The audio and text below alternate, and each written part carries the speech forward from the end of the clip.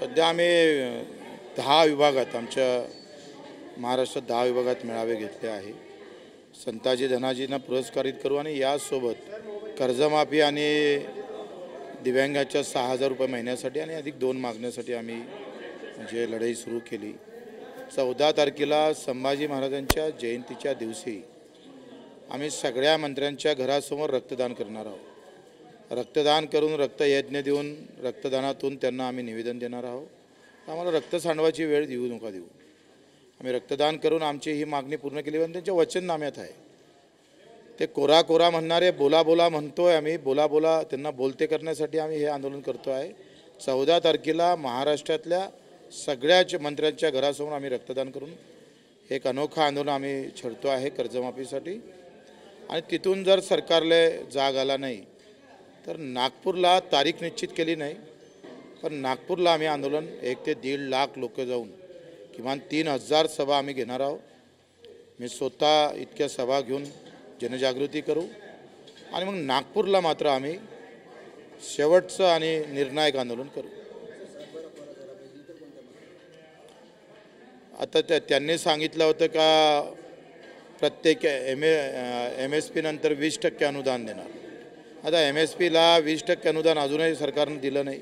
म्हणजे तुम्हाला सोयाबीनला 2,000 द्यावं लागेल, कापसाला 2,000 द्यावं लागेल, तुरीला पण 1,500 द्यावं लागेल, ऊस उत्पादक शेतकऱ्याला द्यावं लागेल।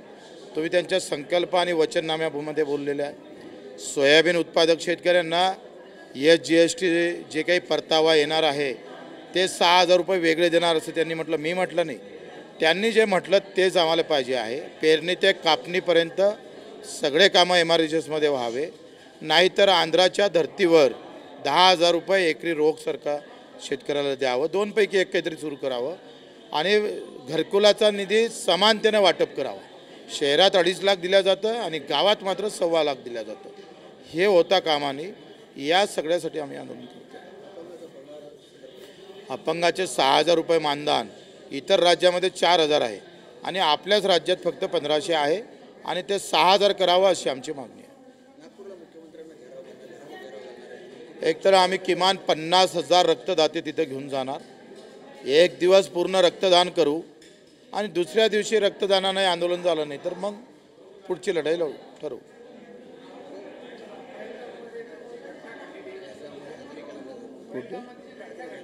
मला वाटते अतिशय दुर्दैवी आहे आणि इतकं मजबूत सरकार असताना आम्हाला गॅरंटी होती की किमान या बाबतीत तरी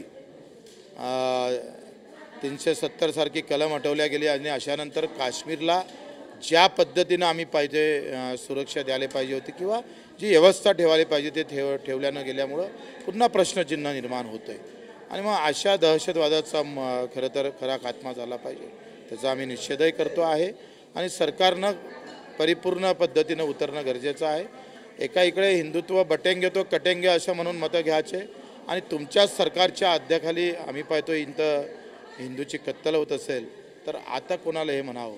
एक आहे तो सेफ होय म्हणणाऱ्या सरकारमध्येच इथं माणसं सेफ नाही, मारल्या जातं, याचं दुर्दैव आहे। मग आखरी सरकार हिंदुत्ववाद्यांचंच आहे। एवढी हिंमत होते कशी? काय कुठे गेली तुमची सुरक्षा?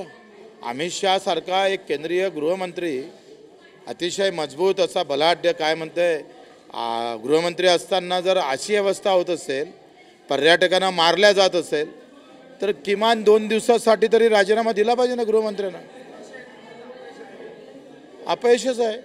एवढे मोठे पर्यटक तिथे जात आहे, त्याची व्यवस्था होत नसेल आणि दिन दहाळ्या मारल्या जात असेल आणि आमचे गृहमंत्री मात्र पद घेऊन तिथं भूमिका निभावत असेल तर अर्थ काय?